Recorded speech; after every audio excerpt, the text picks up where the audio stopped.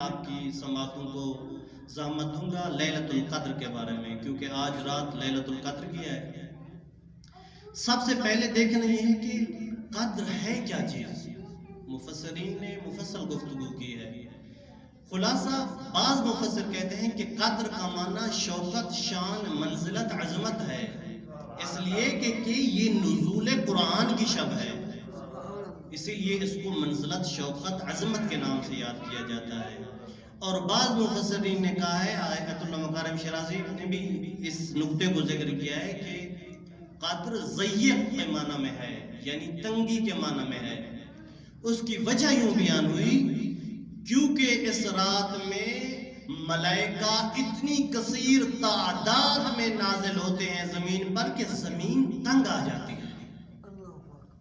اور اس رات کو بہت ہی عظمت والی رات قرار دیا گیا ہے کہ نزول قرآن کے ساتھ ساتھ نزول ملک کی شب ہے، اور اس شب سے صحیح معنوں میں استفادہ کرنا چاہیے۔ عزیزان محترم، شب قدر جو روایات پہ کثیر ہیں، تعیین نہیں ہو سکی، یہ ایک اللہ کے رازوں میں سے ایک راز ہے کہ شب قدر کون سی رات ہے۔ 3 احتمال ہیں کہ یا 19 کی شب ہے، یا 21 کی شب ہے، یا 23 کی شب ہے۔ لیکن اگر اہل بیت علیہ السلام اور معصومین علیہ السلام کی روایات اور ان کی احادیث کو دقت سے دیکھا جائے اور ملاحظہ کیا جائے تو معصومین یہ فرماتے ہوئے نظر آتے ہیں کہ آپ کو تینوں میں سے ہر ایک شب کو شب قدر کی نظر سے دیکھنا چاہیے۔ معصوم نے اسی لیے فرمایا کہ الابرام فی لیلۃ 19 کہ جو 19 کی رات ہے اس میں آپ کی تقدیریں لکھی جاتی ہیں، اور جو 21 کی رات ہے اس میں آپ کی تقدیروں کی تائید ہوگی۔ والامضاء فی لیلۃ 23 اور 23 کی رات آپ کی تقدیروں کے اوپر خداوند قدوس کی ذات امضاء کرے گی۔ لہذا عزیزان محترم، ان 3 شبوں کو اس انداز میں گزاریں کہ ایک شب دوسری شب سے آپ کا عمل، ایک شب میں دوسری شب جب آئے تو اس سے بڑھ کر ہو، اور مومن کی علامات میں سے ہے کہ آپ کا ایک دن، پہلا دن، دوسرا دن جب آئے تو اس کا عمل، اس کا مرتبہ بلند ہونا چاہیے۔ میں آپ کی بارگاہ میں فقط ایک حدیث قدسی لیلۃ القدر کی منزلت، شوکت کے بارے میں بیان کروں گا، اور اس کے بعد 2 جملے مسائل کے۔ حضرت موسیٰ سلام اللہ علیہ اللہ کی بارگاہ میں چند سوال پیش کرتے ہیں اور ان کا جواب طلب کرتے ہیں۔ اگر آپ کی توجہ ہو، یہ سوال اور جواب ہے۔ ایک صلوات پڑھیں بآواز بلند۔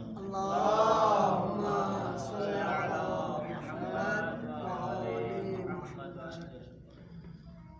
حضرت موسیٰ علیہ السلام بارگاہ خدا میں حاضر ہوتے ہیں، جن کو کلیم اللہ کہا جاتا ہے۔ وہ موسیٰ جو کلیم اللہ ہے، بارگاہ خدا میں حاضر ہو کر کہتے ہیں، الہی ارید قربک، یا اللہ میں موسیٰ تیرا قرب حاصل کرنا چاہتا ہوں، قرب الہی چاہیے۔ آواز قدرت آئی، قال یا موسیٰ قربی لمن استیقظ فی لیلۃ القدر، میرا قرب چاہتے ہو عزیزان محترم؟ قرب الہی، حصول قرب الہی ہر انسان کے ہاتھ میں ہے۔ خداوند متعال کیا کہتا ہے قرب کے بارے میں؟ وَهُوَ مَعَكُمْ أَيْنَمَا كُنْتُمْ، تم جہاں بھی جاؤ خداوند قدوس کی ذات آپ کے ساتھ ہے۔ وَاللَّهُ بِمَا تَعْمَلُونَ بَصِيرٌ، آپ جو کر رہے ہیں خدا وہ بھی جانتا ہے، خدا سمجھ رہا ہے، آپ کی شہ رگ کے قریب ہے، لیکن تمہیں چاہیے کہ قرب خدا حاصل کرو۔ اب حضرت موسیٰ کی مناجات اگر پڑھیں، ایک اور مناجات میں ملتا ہے، حضرت موسیٰ نے کہا این وجدت یا رب، میرے خدا اگر میں تجھے پانا چاہوں تو کہاں پاؤں، تجھے حاصل کرنا چاہوں تو کہاں جاؤں؟ آواز قدرت کیا آئی؟ اذا قصدت الیہ، اے موسیٰ جب تو قصد کرے میرے حاصل کرنے کا وصلت الیہ، تیرے قصد کرنے کی دیر ہے، تیرے ارادے کرنے کی دیر ہے، میں تو تیرے ساتھ ہوں، فقط تیرا ارادہ چاہیے۔ حصول قرب الہی کے لیے ہمارا ارادہ چاہیے، خدا تو ہمارے ساتھ ہے، قرب الہی کا۔ دوسری بات کی الہی اريد ان، حضرت موسیٰ علیہ السلام بارگاہ خداوند متعال میں کہہ رہے ہیں اريد، میں یہ چاہتا ہوں کہ تیری رحمت حاصل کروں، کہ تیری رحمت کسی طرح حاصل ہو جائے۔ خداوند قدوس کی آواز آئی، یا موسیٰ، قال یا موسیٰ رحمتی لمن رحم المساکین فی لیلۃ القدر، میری رحمت اس بندے کی شامل حال ہے جو شب قدر مساکین کے اوپر رحمت کرے گا۔ عزیزان محترم، بالعموم پورا سال، بالخصوص ماہ مبارک رمضان اور بالاخص شب قدر میں غرباء، مساکین، یتیما کے ساتھ ہمیں اس انداز میں برخورد کرنا چاہیے۔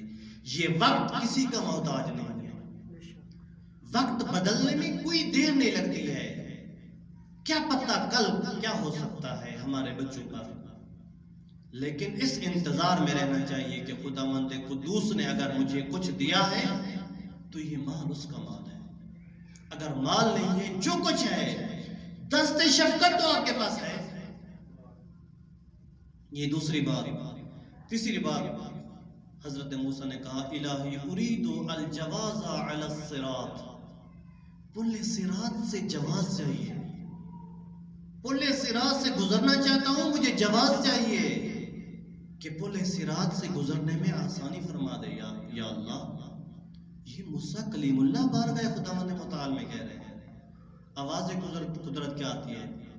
ذالک لمن تصدق بصدقۃ فی لیلۃ القدر، یہ اس کے لیے ہے جو صدقے دل سے، صدقے نیت سے شب قدر صدقہ دے گا۔ صدقے کے اوپر اہل بیت علیہ السلام، معصومین علیہ السلام کی طرف سے بہت ساری روایات ہیں۔ ایک روایات پڑھ کر آگے بڑھنا چاہتا ہوں۔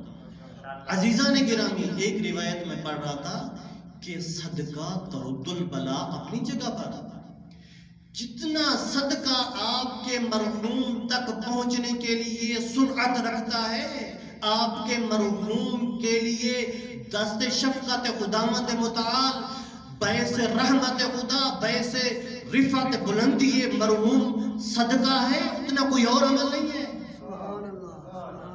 اگر آپ اپنے مرحوم کی نیابت میں اس کے ایصال ثواب کے لیے صدقہ دے رہے ہیں، خدا کہتے ہیں اس سے بڑھ کر اور عمل نہیں ہے،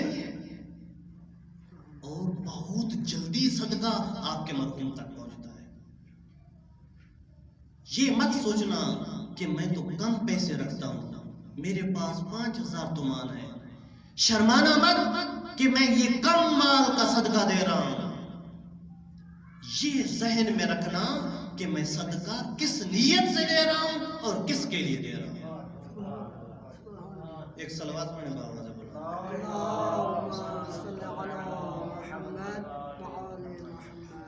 چوتھی بات کہی الہی اريد من اشجار الجنت و ثمارها، حضرت موسیٰ بارگاہ خدا میں مناجات کر رہے ہیں کہ یا اللہ، میں چاہتا ہوں کہ جنت کے درختوں کے نیچے رہوں اور جنت کے میووں سے، جنت کے پھلوں سے استفادہ کرتا رہوں، اس کے لیے مجھے کیا کرنا ہوگا؟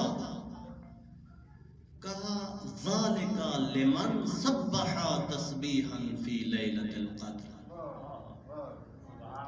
یہ اس کے لیے ہے جو شب قدر تسبیح پڑھے گا۔ عزیزان محترم، ایک جملہ،